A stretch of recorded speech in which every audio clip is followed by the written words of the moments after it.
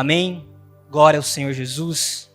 Boa noite a todos. É uma alegria estarmos juntos em mais uma noite cultuando ao Senhor. Eu realmente sinto que nessa noite o Senhor quer romper algumas coisas e por isso nós precisamos entender que nós não somos só espectadores daquilo que o Senhor está fazendo. Logo, eu gostaria de convidar você a abrir comigo as Escrituras no texto que encontramos em 1 João, capítulo de número 4, leremos do verso 1 a 21. O Espírito Santo de Deus está nesse lugar, amém, igreja? Você está aí, glória a Jesus. Nós temos hoje como dar continuidade na série de mensagens, Manifesto. E hoje tendo como temática, como título do sermão dessa noite, a batalha pela verdade e o triunfo do amor. A batalha pela verdade e o triunfo do amor. Eu convido você então a ler comigo 1 João, capítulo de número 4, verso de número 1, a palavra do Senhor diz assim: Amados, não acreditem em todo o Espírito, mas ponham-no à prova, para ter certeza de que o Espírito vem de Deus, pois há muitos falsos profetas no mundo. Assim sabemos se eles têm o Espírito de Deus. Todo Espírito que reconhece que Jesus Cristo veio em corpo humano é de Deus. Mas todo espírito que não reconhece a verdade a respeito de Jesus não é de Deus. Esse é o espírito do anticristo, sobre o qual vocês ouviram que viria ao mundo, e de fato já está aqui. Filhinhos, vocês pertencem a Deus e já venceram os falsos profetas, pois o espírito que está em vocês é maior que o espírito que está no mundo. Eles pertencem a este mundo, portanto falam do ponto de vista do mundo, e o mundo os ouve. Nós, porém, pertencemos a Deus. Quem conhece a Deus nos ouve, mas quem não conhece a Deus não nos ouve. Deste modo sabemos se alguém tem o espírito da verdade ou o espírito do erro. Verso 7 diz assim: Amados, continuemos a amar uns aos outros, pois o amor vem de Deus. Quem ama é nascido de Deus e reconhece a Deus. Quem não ama não conhece a Deus, porque Deus é amor. Deus mostrou quanto nos amou ao enviar seu único Filho ao mundo, para que por meio dele tenhamos vida. É nisso que consiste o amor. Não que tenhamos amado a Deus, mas que ele nos amou e enviou o seu Filho como sacrifício para o perdão de nossos pecados. Amados, visto que Deus tanto nos amou, certamente devemos amar uns aos outros. Ninguém jamais viu a Deus, mas se amamos uns aos outros, Deus permanece em nós e seu amor chega em nós à expressão plena. Deus nos deu o seu Espírito como prova de que permanecemos nele e ele em nós. Além disso, vimos com os próprios olhos e agora testemunhamos que o Pai enviou o seu Filho para ser o Salvador do mundo. Aquele que declara que Jesus é o Filho de Deus, Deus permaneceu nele e ele em Deus. Sabemos quando Deus nos amou e confiamos em seu amor. Deus é amor e quem permanece no amor permanece em Deus e Deus nele. À medida que permanecemos em Deus, nosso amor se torna mais perfeito. Assim teremos confiança no dia do julgamento, pois vivemos como Jesus viveu neste mundo. Esse amor não tem medo, pois o perfeito amor afasta todo medo. Se temos medo é porque tememos o castigo, e isso mostra que ainda não experimentamos plenamente o amor. Nós amamos porque ele nos amou primeiro. Se alguém afirma, ama a Deus, mas odeia o seu irmão, é mentiroso. Pois se não amamos nosso irmão a quem vemos, como amaremos a Deus a quem não vemos? Ele nos deu este mandamento: quem ama a Deus, ame também os seus irmãos. Senhor, nós oramos mais uma vez nessa noite, clamando para que o Senhor hoje nos constranja com o seu amor. Que o seu amor hoje constranja cada um de nós.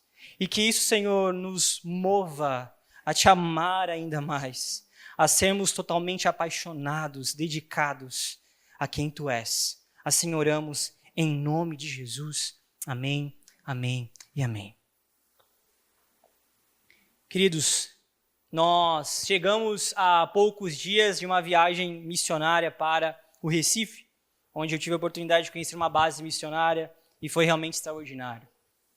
Realmente foram dias de dormir não tão bem, tomar banho de água gelada e fazer muitas atividades Evangelismos com prostitutas, evangelismos em comunidades, praças com muitas crianças que moram em situação realmente carente, em situação de rua. Tivemos a oportunidade de ministrar a adolescentes que estão na casa de passagem aguardando para serem adotadas. Muitas não são adotadas, completam os 18 anos e precisam vencer na vida. Vimos crianças com 5, 3 anos que estão aguardando serem de alguma forma adotadas por alguma família. Vimos comunidades carentes, pessoas que vivem na miséria e acreditam que a miséria é o lugar delas. Vimos muitas coisas nesses dias. E é interessante observar que o Senhor, Ele comunicou nesses 7 dias que estivemos no Recife, não a respeito de pobreza ou miséria ou desilusão, mas Deus ministrou a respeito de amor. Eu fui totalmente impactado mais uma vez por amor. E eu digo que eu fui impactado por amor porque eu conheci homens e mulheres. Eu conheci missionários, ao todo são em torno de 61 missionários, que vivem em prol do reino, não esperando nada em troca. Homens que não estão esperando o salário cair na conta, ou um grande salário cair na conta. Mulheres que realmente dedicaram e largaram tudo para servir ao Evangelho, e o Evangelho para aqueles pequeninos. Não existe grandes púlpitos, nem grandes plataformas. Eles são desconhecidos, você não saberá o nome, mas eles estão marcando a história de muitos outros.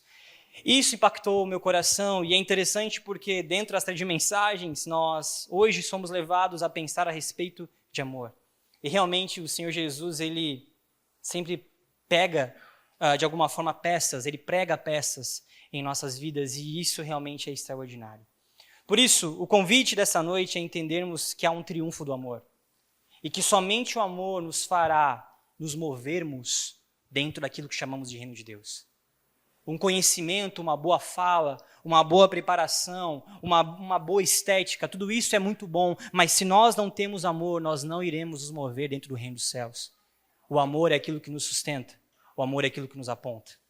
O convite hoje é entendermos que talvez estamos amando o Senhor e se amamos o Senhor, realmente estamos amando o outro, o próximo. É um convite à reflexão. Por isso, hoje eu quero que você preste muita atenção em cada fala, é um sermão extremamente longo, mas extremamente importante. Ore por nós, em nome de Jesus. Bom, sabemos que a vida cristã não é um passeio no parque. Você sabe disso.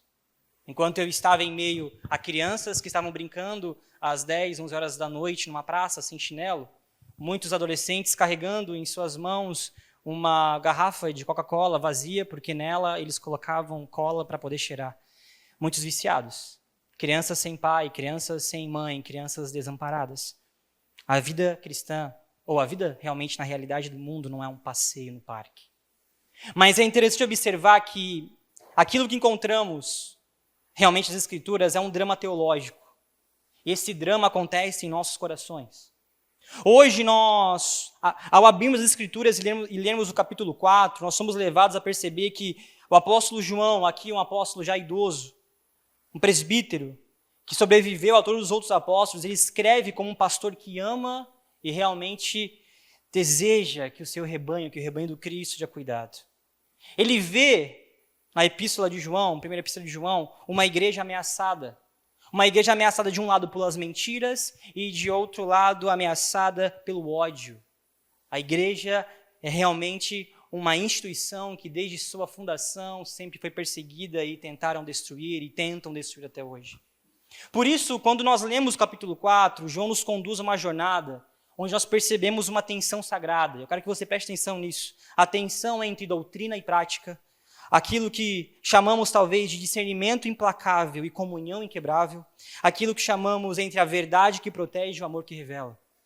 Existe uma tensão no texto que lemos. Porque este texto faz pensar sobre o amor e a nossa prática, sobre a nossa genuína comunhão com Deus ou a nossa falta total de comunhão com Deus.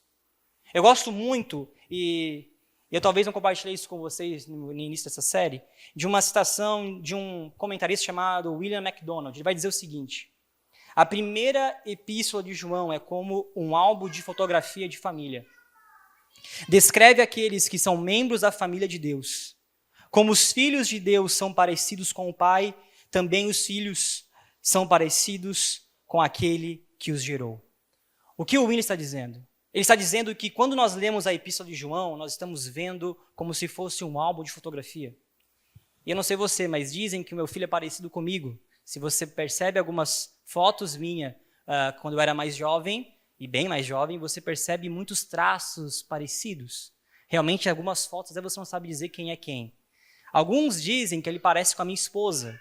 Eu acho que é por uma questão de pena ou de desejo de amá-la, porque ele realmente é a cara do seu pai. Mas se você pega um álbum de fotografias familiar, você observará essa comparação.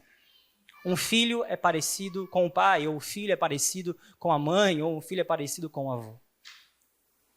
Quando lemos a Epístola de João, nós somos levados a perceber que existem características que são inatas àqueles que são cristãos. Se chamamos Deus de Pai, precisamos então ter certos tipos de características. Caso contrário, alguma coisa está errada. Esse teste de DNA não funcionou. Realmente, talvez Deus não seja o nosso Pai. É realmente doloroso perceber isso.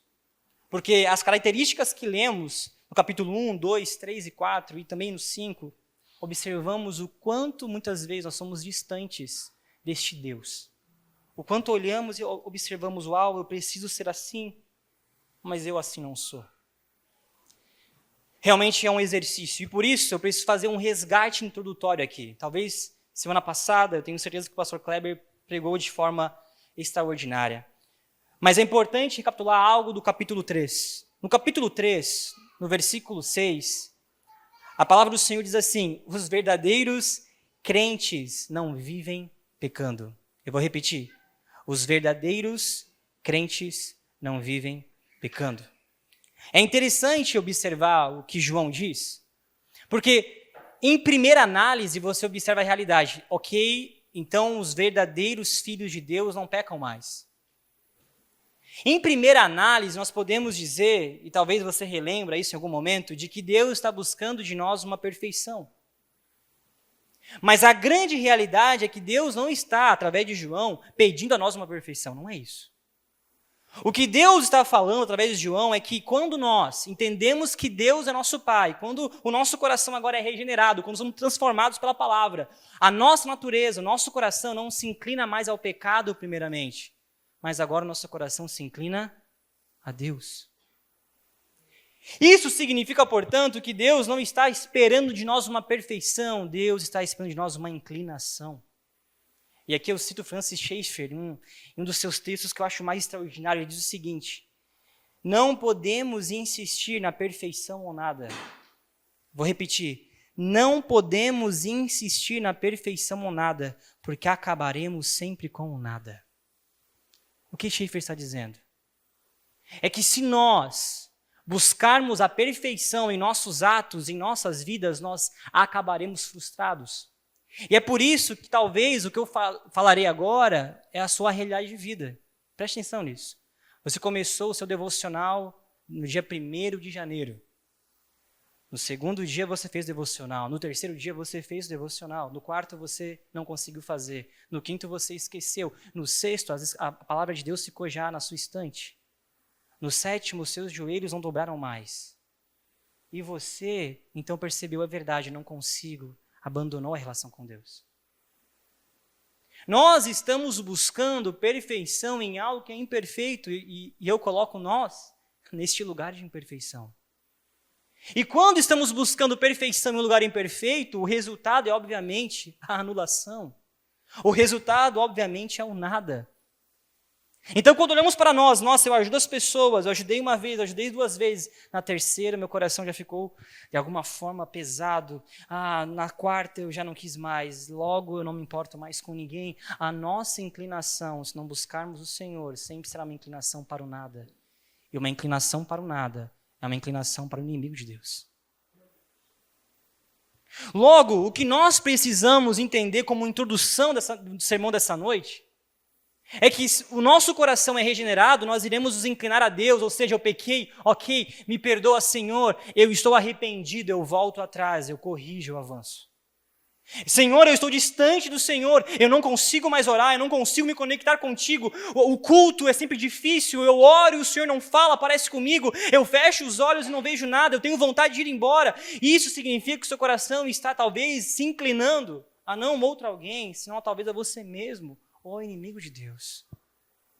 O convite de João, o convite de Schaeffer, o convite de Deus nessa noite é observarmos que nós precisamos nos inclinar ao amor de Deus. Porque se nós não nos inclinarmos ao amor de Deus, nós os perderemos. Queridos, eu tenho a impressão que nessa noite existem muitos que estão aqui e estão perdidos.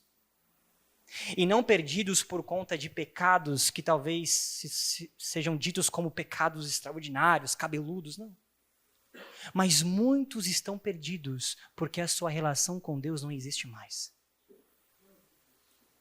E isso é tão poderoso e tão, de alguma forma, avassalador, porque nos faz refletir quem somos diante de Deus. Quem estamos sendo? João, como primeiro ato do capítulo 4, ele vai afirmar algo extraordinário. Ele diz, versículo de número 1, amados, não creiam em todo o Espírito, mas provem os Espíritos para ver se eles procedem de Deus, porque muitos falsos profetas têm saído no mundo. Irmãos, o que João está dizendo aqui? João não está dizendo só sobre demônios. João não está dizendo aqui sobre religiões, simplesmente que são contrárias ao cristianismo. Mas o que João está dizendo no capítulo 4, verso 1, é que nós não estamos mais permitindo viver com filtro. Um teólogo que eu gosto muito, ele vai dizer que existe um perigo no nosso tempo, no nosso contexto, do perigo do, eu vou usar meu inglês, que eu treinei nesses dias, junk food espiritual. O que é um junk food espiritual? A comida, ela é rápida, o McDonald's, você come, você se alimenta, a fome passa, mas não há nutrientes. Você se alimenta de forma instantânea, aquele momento a sua barriga incha, mas você não recebe nenhum nutriente necessário para a jornada, para a sua vida. O que João, portanto, está dizendo é que nós precisamos nos atentar de que muito daquilo que nós estamos nos alimentando nesses dias não está fazendo nenhum bem para nós.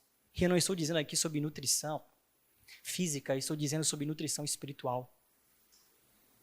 No contexto joanino, nós sabemos que as pessoas achavam que todo tipo de sobrenatural era dito de Deus. Eles acreditavam que tudo que era sobrenatural vinha de Deus. Queridos, nem tudo que é sobrenatural provém de Deus. Nem todo mestre, nem todo aquele que ensina, nem todo aquele que comunica possui o Espírito de Deus dentro dele. Nem todo aquele que hoje é visto talvez como referência, de fato deveria ser. Porque não é o Espírito de Deus que está habitando ele, senão um outro Espírito que está conduzindo ele para a pregação de um tal evangelho novo criado. De uma vida onde Cristo não é o suficiente. De uma vida onde você precisa de mais e mais e mais. Por detrás de mestres humanos há um Espírito operando. E esse Espírito ou vem de Deus ou provém do diabo. Quando nós lemos Neemias, nós observamos que Neemias ele é o copeiro do rei Artaxerxes. E o que o copeiro faz? Um copeiro ele vai provar da comida antes de ser posta na mesa do rei. Logo, se a comida nela é encontrado um certo tipo de veneno, o copeiro morre. Queridos, nós estamos vivendo em um tempo onde nós não estamos mais fazendo um filtro daquilo que estamos consumindo. Nós vivemos em um mundo saturado de informação, de cosmovisões. Nós rolamos o feed das redes sociais, nós consumimos todo o tipo de junk food espiritual, ideias falidas, materialistas, que nos deixam incrédulos, que nos fazem nos distanciar de Deus e continuamos a comer desse tipo de alimento. E por conta dessa realidade, nós nos encontramos então em um tempo onde nós não temos nutrientes, nós somos frágeis espiritualmente, porque nós não estamos comendo a palavra de Deus, senão uma nova versão dela. Igreja, preste atenção. Você precisa parar de seguir alguns certos tipos de pastores na internet. Igreja, preste atenção. Você precisa parar de assistir certos tipos de pregações nesses dias. E eu digo isso não com ódio ou com a afirmação de, olha, pastor Dudu não é famoso, o outro é. E o pastor quer ser famoso, não é isso. Eu digo isso com um certo tipo de cuidado com você. Porque nós temos visto uma igreja hoje que é levada por doutrinas humanas o tempo inteiro. Uma igreja hoje que está mais preocupada com estruturas físicas do que com estruturas espirituais. Uma igreja hoje que não se preocupa mais com os marginalizados. E é por isso, irmãos, que o convite que João está nos fazendo é nós olharmos para o mundo, e o convite que eu faço a você, eu queria hoje ter uma agulha espiritual para poder furar a sua bolha. Para fazer você observar qual é a realidade da vida. Irmãos, a vida, ela não é bela como a sua vida o é. Sabe, eu sigo muitos irmãos da comunidade, eu acho lindo quando eu vejo postando café da manhã, lindo, devocional, lindo, eu até aplaudo, curto, maravilhoso. Mas a realidade é que muitos não têm o que comer no seu devocional da manhã. A realidade é que muitos não têm um pai para chamar de pai, uma mãe para chamar de mãe, muitos não têm aonde repousar a sua cabeça no fim da noite. E talvez nosso contexto mais sulista, nós talvez não enxergamos as coisas, mas não enxergamos porque estamos com uma cosmovisão totalmente do espírito desse tempo. Porque é somente você olhar para os bairros mais carentes de Joinville. É só você fazer uma pequena viagem ao Fátima, uma pequena viagem ao Floresta, uma pequena viagem ao Jarivatuba. E perdão se você mora lá, eu também moro no Floresta, tudo bem. Mas existe pobreza, fome, miséria nesse tempo. E nós estamos passando ao largo da realidade da vida, construindo, então, uma nova existência, no qual, na verdade, é uma existência mentirosa. O primeiro heresiarca, ou a primeira heresia que João combate na Epístola de João, eu citei isso no sermão, talvez, número 2, é a respeito de Cerinto. Cerinto, ele propõe que Jesus não era homem.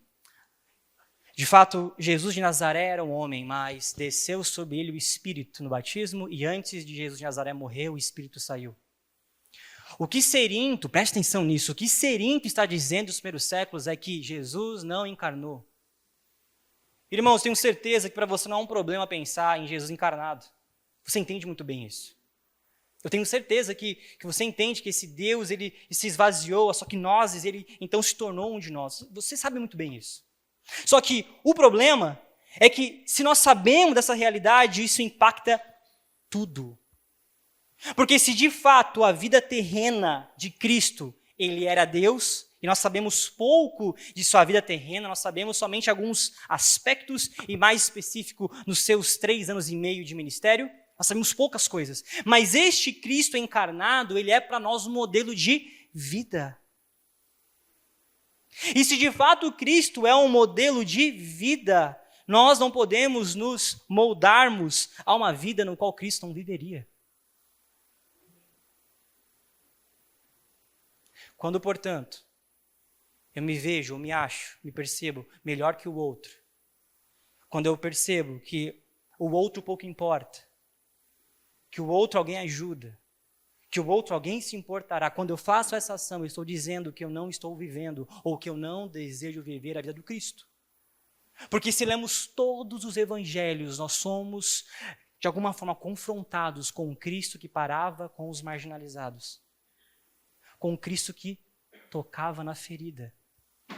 Com um Cristo que amava, com um Cristo que chorava, com um Cristo que se importava, com um Cristo que não tinha nada, mas oferecia tudo.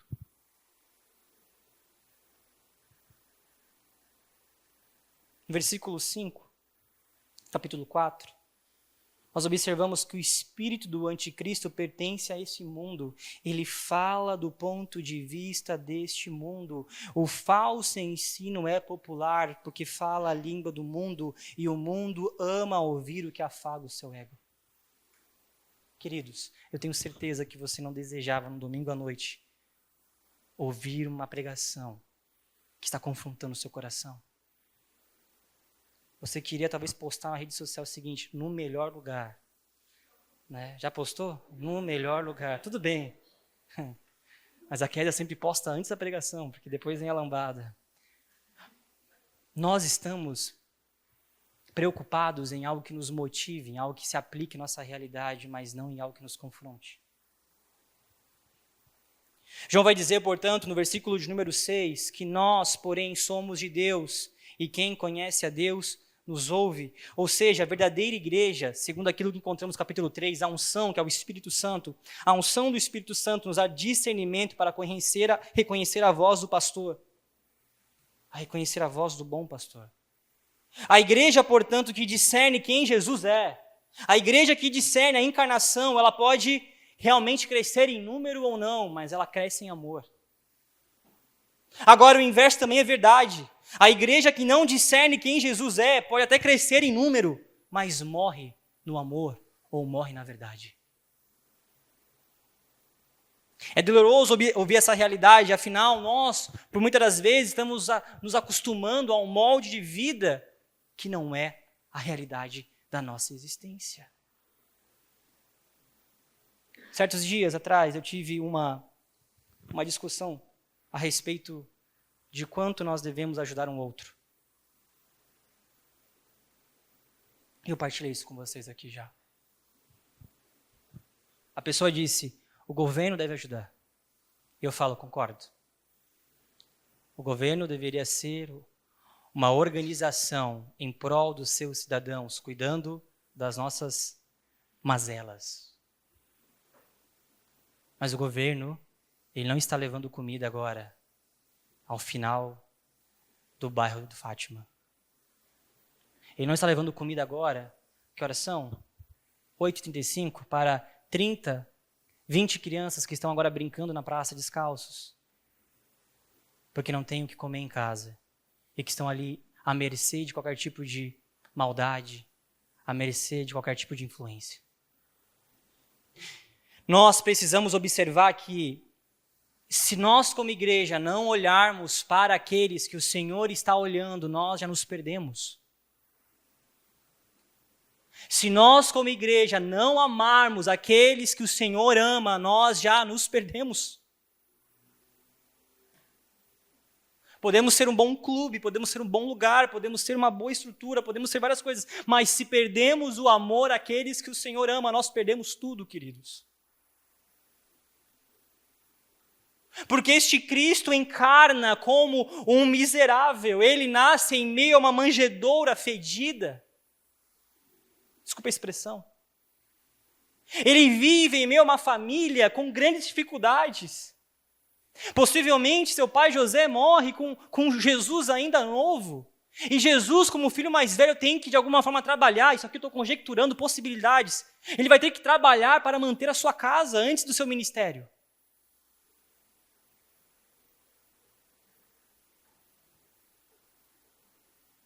Irmãos, a única barreira, ou o único filtro que nós temos é o Espírito Santo, e o Espírito Santo está falando a nós nessa noite quem nós estamos amando.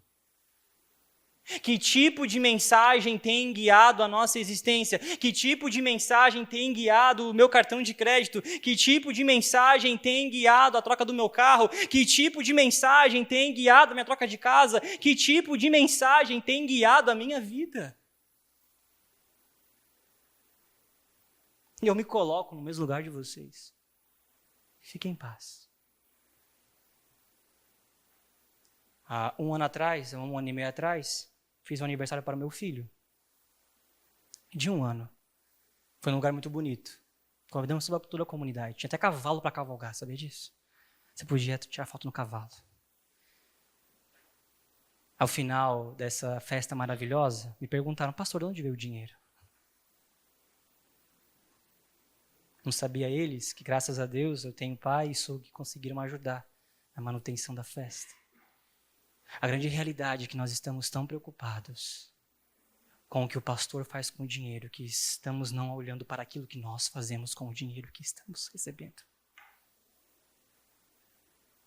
Eu não digo isso por dízimos e ofertas, eu digo isso pelo seu coração.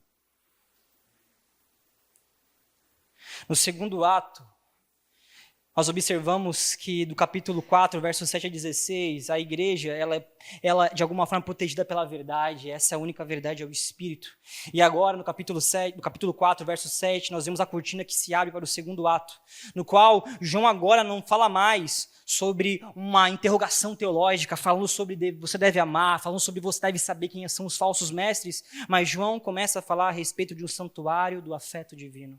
João, então, no versículo 7 diz: amados, continuemos a amar uns aos outros, pois o amor vem de Deus.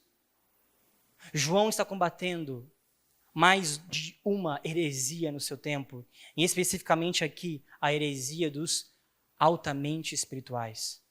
Preste atenção nisso. No contexto de João, os altamente espirituais, os iluminados, eram realmente homens que viviam coisas fantásticas em Deus, homens que tinham uma boa oratória, uma boa influência, mas homens arrogantes que não tinham amor. Queridos, quantas vezes eu já me frustrei ao sentar e conversar com aquele que possui um ótimo conhecimento teológico, mas observando o coração e seus feitos, suas falas, eu observava o quanto distante ele estava da realidade daquilo que tanto sabia.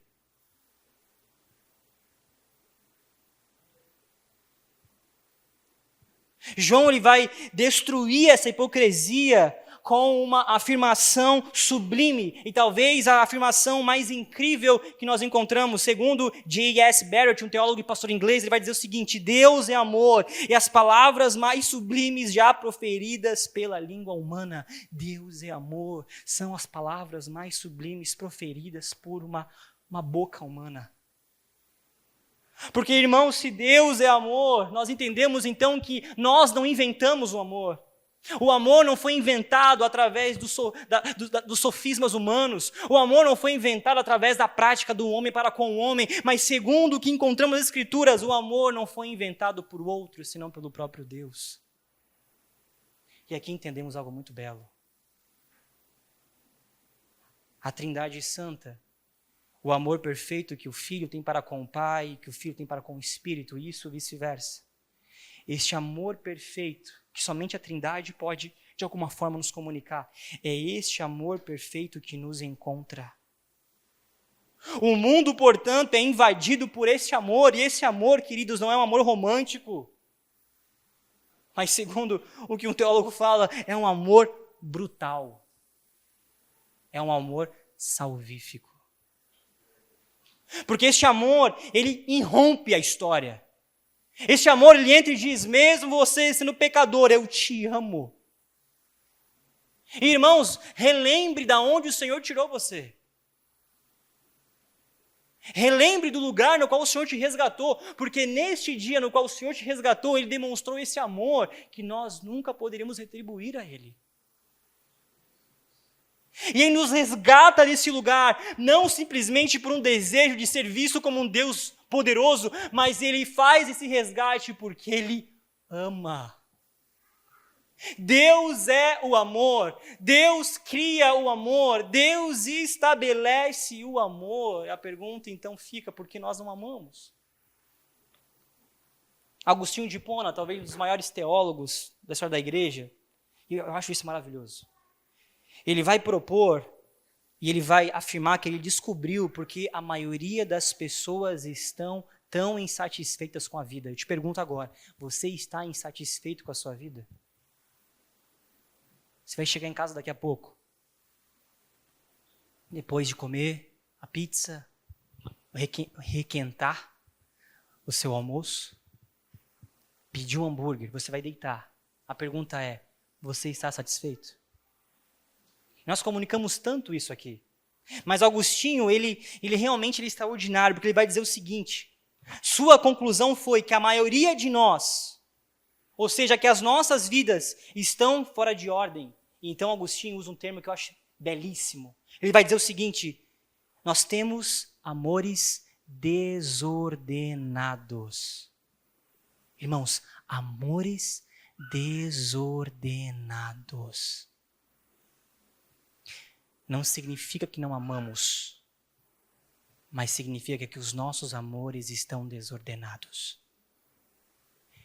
Qual é a última pessoa que vem à sua mente ao fechar os seus olhos antes de dormir e a primeira pessoa que vem à sua mente ao acordar? Eu queria poder dizer de forma romântica que é a Nicole, mas de fato não é. A primeira pessoa, ou a última pessoa que vem na minha mente, que vem depois ao meu acordar, deve ser o próprio Cristo. Porque mesmo eu amando muito a minha esposa e o meu filho, nós precisamos ordenar os nossos amores, os nossos afetos, e isso é extremamente difícil.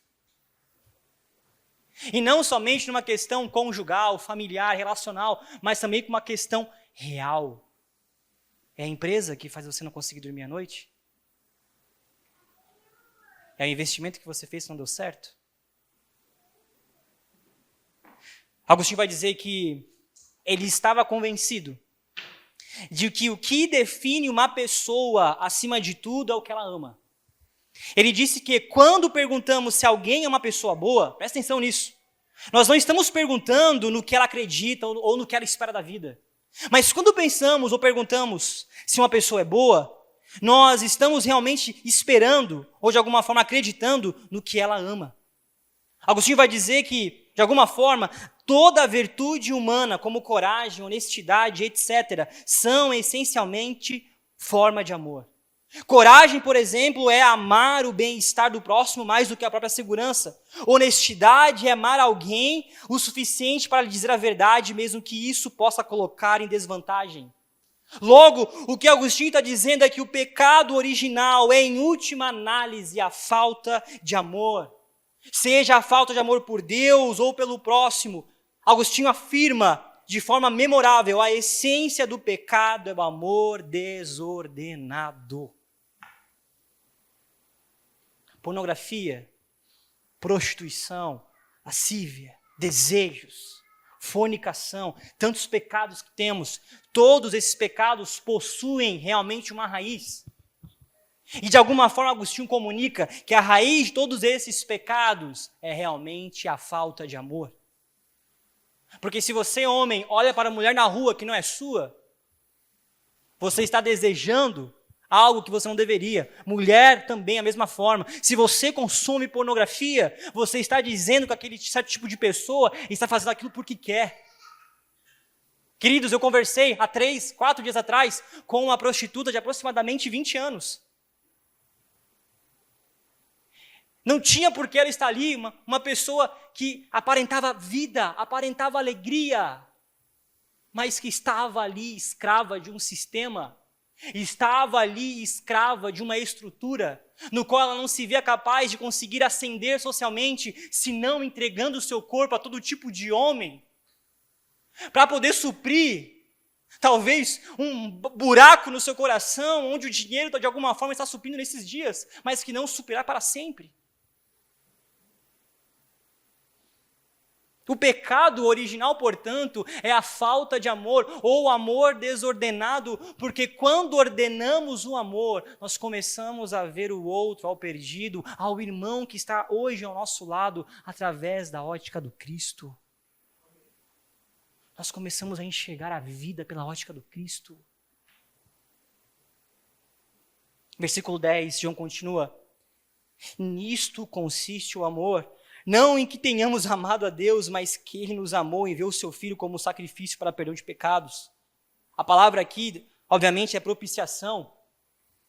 No contexto greco-romano, os deuses, eles esperavam um sacrifício para, de alguma forma, apaziguar a sua ira. Esses deuses eram deuses irritados, deuses humanizados em algum aspecto. Na linguagem teológica, nós sabemos também no Antigo Testamento que havia propiciação, um ato onde um animal morria no lugar do homem por conta dos seus pecados. Mas esse ato era de uma ira santa de Deus. O animal, então, era de alguma forma morto para que, de alguma forma, naquele instante, a ira de Deus fosse apaziguada. Mas era uma ira santa. Todos nós merecíamos a condenação daquele animal. Contudo, a beleza do Evangelho nos mostra uma outra realidade. E isso é extraordinário. Em Romanos 3, 25, eu vou ler para você, você pode escrever aí para você anotar e ler depois. Romanos 3, 25, Paulo fala de forma bela demais. Ele diz: Deus apresentou Jesus como sacrifício pelo pecado, com o sangue que ele derramou, mostrando assim sua justiça em favor dos que creem. O que Paulo está dizendo, queridos irmãos, preste atenção, é que este Deus os amou de tal forma que ele não poderia ir contra a sua palavra. O salário do pecado é a morte. E para que eu e você não estivéssemos que passar por essa morte eterna, ele envia seu Filho unigênito. Eu não sei se você já parou a pensar, mas filho unigênito significa filho único. E se é um filho unigênito, se é um filho único, significa que existe uma relação ali que é única. A relação entre Deus Pai e Deus Filho é única. Não é igual a relação conosco. É uma relação única. Deus então diz: eu, por amor a vocês, meus filhos, eu entrego o meu filho único, o meu filho unigênito, a relação única, uma relação exclusiva. Eu entrego a morte para que vocês não venham a precisar viver um tempo no qual eu estou distante de vocês para sempre. A nossa rebelião, ela merecia a santa ira, o juízo de Deus. Então observamos a solução, o próprio Deus, movido por um amor incondicional, deu o seu Filho para sofrer a morte no nosso lugar. Ele satisfaz então a sua própria justiça com o seu próprio amor. Deus, ele paga a sua justiça com o seu próprio amor. Se nós então fomos resgatados por um amor tão violento, brutal, sacrificial, nós não podemos amar de forma superficial. A pergunta é: por que você ama a Deus de forma superficial nesses dias? Por que eu, em alguns instantes, amo ao Senhor de forma superficial? É uma pergunta. Por que nós trocamos Deus por qualquer outra coisa nesses dias? Porque nossa mente ela é tão capturada facilmente por qualquer outro desejo.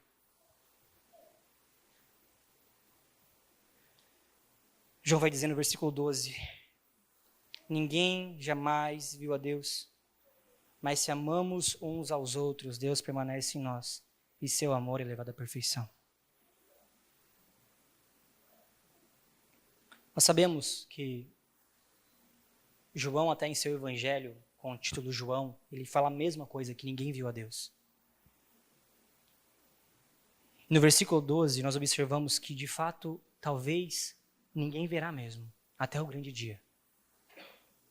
Mas sabe o que o mundo verá? O mundo verá você.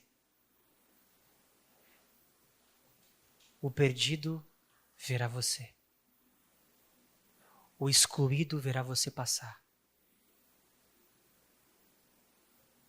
Ele olhará para você e esperará algum certo tipo de amor. Ele olhará dentro dos seus olhos e esperará um certo tipo de amor. A pergunta é: o que estamos entregando a esses que estão pedindo amor? Ninguém jamais viu a Deus, mas se Deus permanece em nós, esse seu amor é levado à perfeição. Segundo Henry Nouwen, um dos grandes espiritualistas, ele vai dizer o seguinte: a vida cristã começa quando nos permitimos ser tocados por Jesus em nossa humanidade e então deixamos que Ele viva em nós. Queridos, preste atenção nisso. Jesus não quer tornar você um hiperespiritual, alguém que vê como raio laser o mundo espiritual acontecendo. Mas o que o Senhor quer em primazia é dizer o seguinte: eu quero tocar na sua humanidade, porque eu quero que você enxergue o mundo como eu enxergo. Eu quero que você olhe para o perdido como eu olho. Eu quero que você chore pelo perdido como eu choro. Eu quero que você se preocupe ao olhar para a sua mesa repleta de comida e uma ceia maravilhosa e lembrar que naquele mesmo instante existem milhares de outros que não têm o que comer. Este é o evangelho que muda a nossa humanidade. Por isso, queridos, pare de achar que é natural você se tornar um crente melhor ou um crente evoluído se você não se tornar um homem melhor, uma mulher melhor para o outro. Pastor, mas e o outro vai ser salvo? Salvação não é sobre o que fazemos, salvação é sobre o que Deus fez. A nossa função é simplesmente derramar amor, constranger em amor, constranger em cuidado, constranger em olhar de forma real, em olhar o outro não como superior, mas como um igual a nós. A palavra até nos ensina que nós devemos olhar o outro como superior e não nós. Amar de verdade, portanto, não é um amor utilitarista, ou seja, centrado no meu bem-estar, eu me sinto bem, eu quero me sentir parte, mas é sujar as mãos, irmãos. Queridos, quem aqui nesta noite, preste atenção nisso, quer sujar as mãos?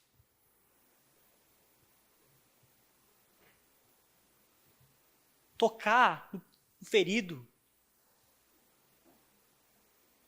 tocar no adolescente que há dias não toma banho, tocar na prostituta que acabou de fazer um dos seus trabalhos e está novamente na rua. Quem está hoje disponível a ter essa ação de sujar as mãos por conta de um Deus que se fez, que mergulhou em nosso mundo? Queridos, quando nós vemos alguém se afogando e de repente você está num helicóptero e você vê alguém se afogando, você não começa a falar, ei, bata os pés. Faça aí um nado borboleta, boie agora. Não, o que você faz? Você salta, você se joga nos mares, na água, você se lança no mar para salvar aquela pessoa. E é isso que Deus fez conosco. Ele saltou em nosso mundo, a encarnação é Deus saltando em nossa existência, dizendo, ei, eu estou aqui para salvar vocês. Compartilhem essa mensagem com todos aqueles que vocês podem, porque vocês também poderão saltar nesses outros mares. Amar de verdade não é um amor utilitarista. Logo, isso dói no nosso coração, mas muitos os quais nós vamos amar não nos amarão.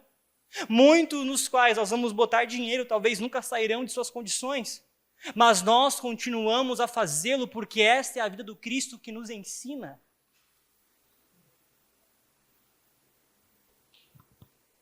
Logo aprendemos, talvez 3 pontos a respeito do amor de Deus. No versículo 9 a 11, nós observamos o amor de Deus temporal. Ele é passado. Deus manifestou o seu amor ao enviar seu Filho. Mas ele também é presente, do versículo 12 a 16. Deus habita em nós e o amor se aperfeiçoa em nós. E agora observaremos o capítulo 4, verso 17 em diante, o amor futuro. O amor que nos dará confiança no julgamento. Vamos ler comigo novamente, nós leremos verso 17 a 21 novamente. A palavra do Senhor Jesus diz assim: à medida que permanecemos em Deus, nosso amor se torna mais perfeito. Assim teremos confiança no dia do julgamento, pois vivemos como Jesus viveu neste mundo. Eu quero ler novamente com você. À medida que permanecemos em Deus, nosso amor se torna mais perfeito. Assim teremos confiança no dia do julgamento, pois vivemos como Jesus viveu neste mundo. Esse amor não tem medo, pois o perfeito amor afasta do medo. Se temos medo é porque tememos o castigo. E isso mostra que ainda não experimentamos plenamente o amor. Nós amamos porque Ele nos amou primeiro. Se alguém afirma, ama a Deus, mas odeia o seu irmão, é mentiroso.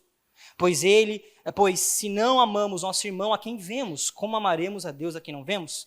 Ele nos deu este mandamento: quem ama a Deus, ame também seu irmão. Queridos, versículo número 17. Viver a vida do Cristo. Não é viver a vida do pastor. Não é viver a vida do grande pregador. Mas é viver a vida do Cristo. João vai dizer, portanto, no versículo 17, que nós teremos confiança. Logo, nós desaguamos no final deste capítulo, entendendo que a paz que excede todo entendimento recai sobre todos aqueles que entendem do amor. João vai dizer algo interessante no versículo 17. Confiança, teremos confiança no dia do julgamento. O termo em grego ele é interessante, que é parresia. É interessante observar isso. Parresia significa, de alguma forma, nós poderíamos afirmar isso, né? Uma ação, talvez, de ousadia, de franqueza. Mas eu quero ir além. Existe um filósofo chamado Michel Foucault, que ele vai estudar os grandes clássicos, ele vai mergulhar nos clássicos. Ele é talvez um dos grandes filósofos do século XX. E ele vai afirmar algo, entendendo o que este termo significava no contexto de João. Ele vai dizer o seguinte: para Foucault, parresia é o ato de dizer a verdade com coragem, mesmo quando isso traz riscos pessoais. A confiança que temos que ter no dia do julgamento, portanto, é uma confiança de que sabemos que estamos falando a verdade. E aqui eu vou usar uma expressão esquisita, mas nós estamos pregando a verdade verdadeira. Nós estamos falando o que deve ser falado, nós estamos vivendo como deve ser vivido, mesmo que essas coisas tragam para nós rejeição e punição ou perda pelo mundo. Logo, o que João está dizendo aqui, queridos, no versículo 17, é nós temos que ter não mais medo sobre o fim dos tempos. Nós não temos que ter medo do julgamento. Mas nós não temos que ter medo do julgamento, não, porque simplesmente sabemos como será, ou estudamos a escatologia e de alguma forma agora escolhemos uma linha escatológica. Mas nós temos que ter confiança no dia do fim, porque nós estamos vivendo como Cristo. Nós acordamos como Cristo, dormimos como Cristo, acordamos como Cristo e vivemos como Cristo. Isso nos dá a impressão de que realmente nós entendemos o amor. Logo, nós não temos realmente medo de dizer a verdade com coragem, mesmo que isso cause arrepios, medo, punição. Hoje eu estou proferindo a você a verdade, mesmo que isso possa agir no seu coração. Esse pensamento, nossa, mas o pastor está sendo muito duro. Não, mas o pastor está falando coisas que ele mesmo não vive. Irmão, eu quero te contar um segredo. É impossível um pregador viver de forma integral o que ele prega, porque nós somos imperfeitos. Se você está buscando uma liderança religiosa, perfeição, você está afadado a realmente ser quebrado e as suas esperanças serem destruídas. Mas nós temos que tentar até o fim. É dormir como Cristo, é acordar como Cristo. João, portanto, diz: à medida que vivemos em Deus, nosso amor cresce e se torna perfeito. E este perfeito realmente nos faz entender que nós devemos viver a vida como Cristo viveu. E o que João quer dizer quando ele fala viver a vida que Jesus viveu, não é simplesmente os atos, mas é a sua filiação. Jesus chamava Deus de Pai. O que Cristo faz na cruz nos coloca neste lugar de poder chamar Deus de Pai. Por isso, irmã e irmão, nessa noite, eu quero que você preste atenção. Jesus, ele morreu na cruz para você poder dizer que tem um Pai. Você não está sozinho. Deus não esqueceu de você. Deus não esqueceu das suas dores, mesmo nesses dias talvez mais devastadores que você tem vivido, ou nos dias de maiores alegrias que você tem experimentado. Deus continua com você. Ele está vendo o seu choro, Ele está ouvindo as suas orações, Ele está ouvindo o seu clamor. Este Deus que Cristo chama de Pai, essa filiação é alcançada a nós. Nós, então, podemos chamar Deus de Pai. Isso significa que existe uma paternidade celestial. Mesmo, talvez, você não tendo um pai e uma mãe. Mesmo, quem sabe, você hoje se encontra em uma situação de abandono. Este Cristo comprou na cruz por você esse lugar. João, portanto, diz que o fim do medo acontece quando há o amor. O amor perfeito expulsa o medo. Se temos medo é porque tememos o castigo. Se nós tememos o castigo é porque nós ainda não experimentamos o perfeito amor. A palavra perfeito, já caminhando para o fim, ela é interessante. Porque no Antigo Testamento Deus era chamado de perfeito em seus atos. No Novo Testamento, Jesus anexa uma realidade. Depois, se você abrir em Mateus 5,48, Jesus vai afirmar o seguinte aos seus discípulos. Ele diz o seguinte, Mateus 5,48. Portanto, sejam perfeitos como perfeito é o Pai Celestial. Jesus diz isso e nós nos espantamos, mas em que contexto ele está dizendo essa afirmação? Se nós devemos ser perfeitos como o Pai Celestial é perfeito, Jesus está falando sobre amar o inimigo. Se nós queremos ser perfeitos como nosso Pai é perfeito, segundo Mateus capítulo 5, versos 43 a 47, nós precisamos aprender a amar o inimigo. A perfeição na ótica do Evangelho é a busca por um amor incondicional que nos alcança, mas que também é transmitido. Logo, quando o perfeito amor de Cristo, ele chega até nós, versículo de número 20. Se alguém diz, amo a Deus, mas odeia o irmão, é mentiroso. Quando nós não nos importamos com alguém, nós estamos odiando este outro alguém. Pois se não amamos o irmão a quem vemos, como amaremos a Deus a quem não vemos? Quando o amor perfeito de Cristo invade nosso coração, o medo perde voz, a culpa perde o poder e o filho encontra descanso. Eu e você precisamos nessa noite encontrar descanso. Você está cansado nessa noite? Você está cansado de querer mostrar para Deus que você merece algo? Você está cansado de ver, talvez, a sua vida não mudar, não avançar? Talvez o seu casamento está difícil, talvez suas finanças não estão indo bem. Talvez a sua empresa está prestes a quebrar. Talvez você não consegue ser um bom pai, uma boa mãe, você não consegue ser um bom irmão, você não consegue nem ser um bom irmão na igreja. Encontrar o perfeito amor, e quando esse perfeito amor nos invade, nós encontramos descanso nos braços do Pai, porque Ele é nosso Pai. Por isso o convite é entender que nós devemos amar, não o amor no abstrato, nas belas palavras, mas que nós devemos amar nosso irmão no concreto. Nós devemos amar nosso irmão quando ele falha conosco, quando ele nos irrita, quando ele nos desdém. Queridos, possivelmente já fiquei bravo com todos vocês aqui. Todos. Em algum momento eu quis entregar você a alguém. E talvez em outros instantes você também já ficou bravo comigo. Esse pastor. Mas se nós conseguimos amar os imperfeitos, significa que nós fomos encontrados pelo amor perfeito. Logo, a aplicação final somente são 3 perguntas com 3 respostas que talvez possam ajudar você nessa jornada. E eu concluo com a primeira pergunta. Como discernir a voz de Deus hoje? Eu digo assim, vivemos uma era de tolerância, onde qualquer defesa da verdade é rapidamente rotulada como preconceito ou intolerância. Mas o apóstolo do amor, João, nos mandou testar o espírito.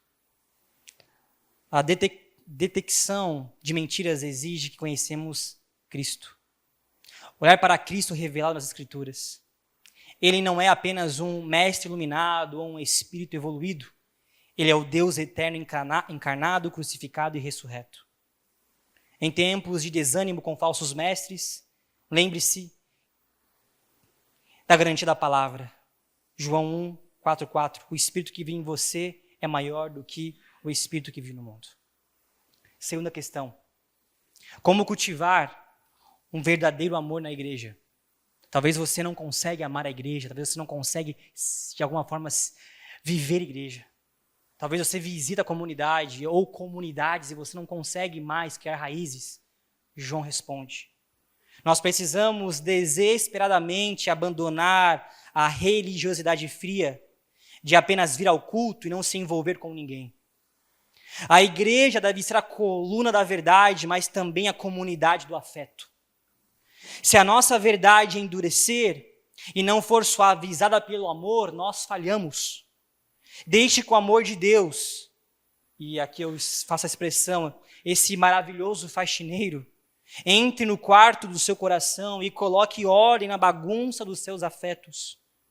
Doe do seu tempo, ajude o necessitado materialmente, carregue o fardo um dos outros. Terceira e última pergunta, e eu, de alguma forma, suponho uma resposta. Diz assim, como lidar com o medo e a insegurança e a culpa nesses dias? Eu digo, o século XXI é caracterizado pelo medo, pela ansiedade, pela angústia da alma. Muitos têm tudo, mas não têm certeza de nada. Se você luta com um coração que te condena, olhe para a cruz. Olhe para o sacrifício perfeito de Cristo.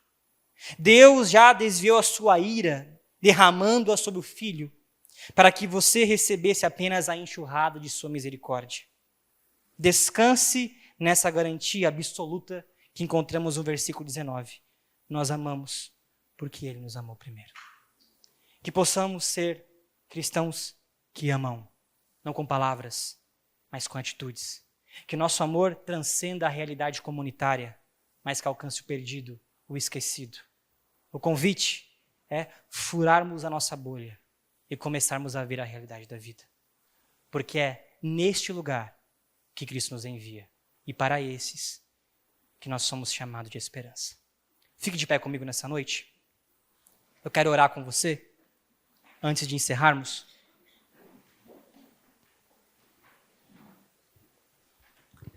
Talvez você nunca foi constrangido com tamanho amor e hoje você ouviu por mais de 1 hora a respeito do amor. Talvez você hoje tenha ouvido muitas vozes, talvez você hoje não tenha encontrado mais amor na igreja. Talvez você hoje está com medo por conta da insegurança ou da culpa. Mas o Senhor Jesus, Ele está aqui para tocar você e sujar as mãos poderosas dEle no seu coração com lama. Ele está disposto a curar as suas feridas, derramar bálsamo sobre o seu ferimento. Ele está disposto a mudar a sua história. Mas só pode ser transformado aquele que entendeu o amor. E hoje você foi atingido por esse amor verdadeiro. Por isso, quando você fechar os seus olhos nessa noite, e de uma forma muito simples, convido você a permitir que essa mensagem ela comece a ecoar no seu coração.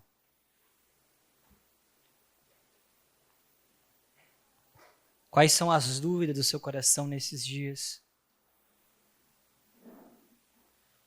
Por que você não consegue mais amar?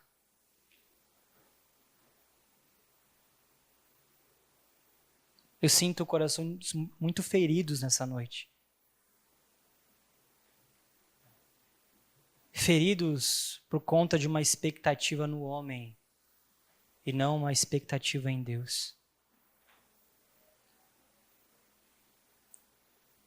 Feridos porque buscaram no mundo alguma forma de encontrar que fosse um pequeno momento de paz.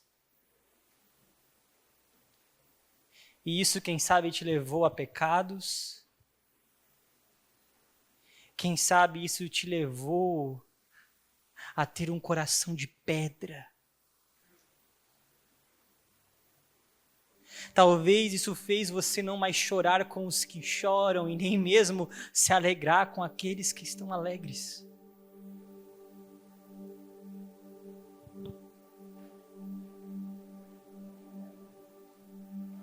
Senhor Jesus, nessa noite Ele quer mudar a sua história.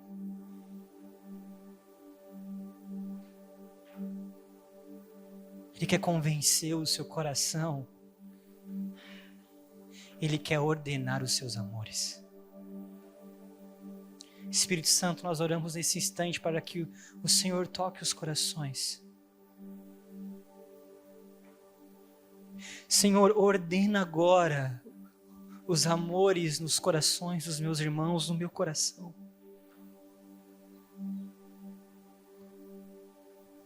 Senhor, toca no lugar mais profundo do nosso ser. Pai, naquela área talvez tão escura, naquela parte do quarto do nosso coração que nós não queremos que ninguém veja. Nós oramos, Espírito, toque nessa área. Senhor, nos faça novamente acreditar no outro. Pai, nos faça novamente desejar amar o outro. Senhor, abra o nosso entendimento nessa noite, de que tudo aquilo que o Senhor tem nos dado é para que possamos compartilhar com aqueles que o Senhor ama.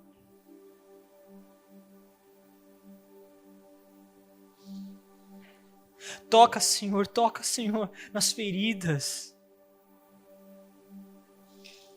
nos medos de viver o ministério. Toca, Senhor.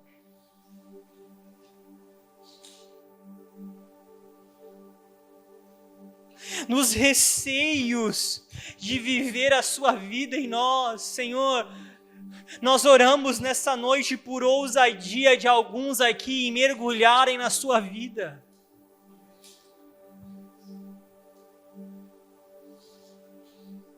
Retira, Senhor, dos nossos corações todas as feridas, todas as correntes que ainda têm nos aprisionado nesses dias. Retira, Senhor, toda a má interpretação das Escrituras. Retira, Senhor, os traumas que são tão recorrentes na igreja. E nos faz realmente ser igreja, enviados para fora, contemplando aqueles que o Senhor deseja encontrar. Pai, nós oramos nessa noite pelas prostitutas em Joinville, Senhor. Por filhas suas que nessa noite estão compartilhando do seu corpo por uma troca financeira, monetária. Muitas delas foram abusadas enquanto eram jovens, Senhor. Por isso nós oramos por elas nesse instante. Nós oramos, Pai, sobre crianças dessa cidade que, quem sabe, nesses dias estão sendo levadas a lugares e estão sendo violentadas. Pai, nós oramos porque essas crianças o Senhor ama. E nós estamos esquecendo de ao menos orar por elas. Pai, nós oramos pelo pai de família que hoje dormiu com a barriga vazia, para deixar com que os seus filhos tivessem o que comer na mesa. E que agora ele está, quem sabe, tomando muita água para encher o seu estômago e de alguma forma dormir.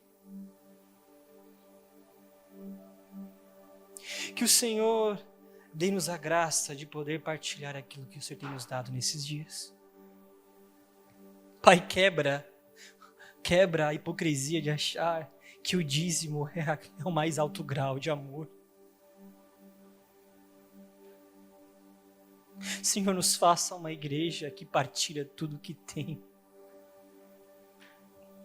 Pai, nós oramos para que o Senhor abençoe todas as empresas e profissionais aqui. Pai, que aqueles que estão se formando, aqueles que estão buscando uma vaga de trabalho, Senhor, prospere todos, mas não nos permita nos perder naquilo que o Senhor nos deu.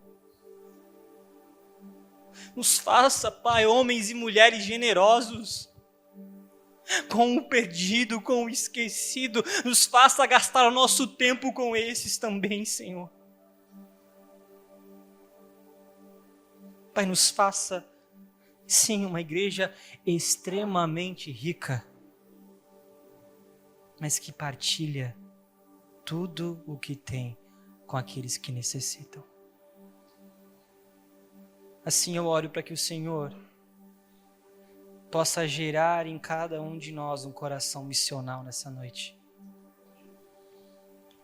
Um coração que chora, Senhor.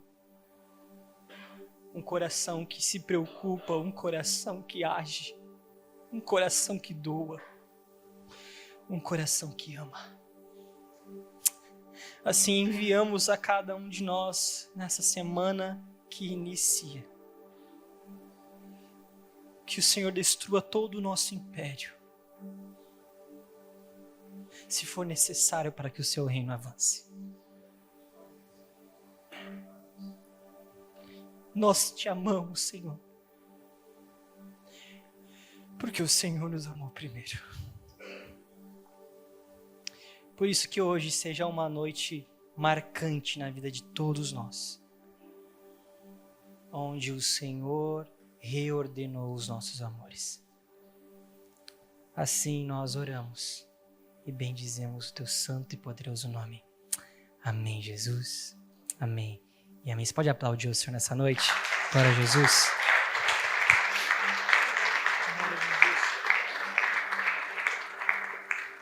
Você pode se sentar por mais um instante? Glória a Deus. Que essa mensagem continue a ecoar no seu coração, que não seja um sentimento movido simplesmente pela fala, mas pelo conteúdo da fala.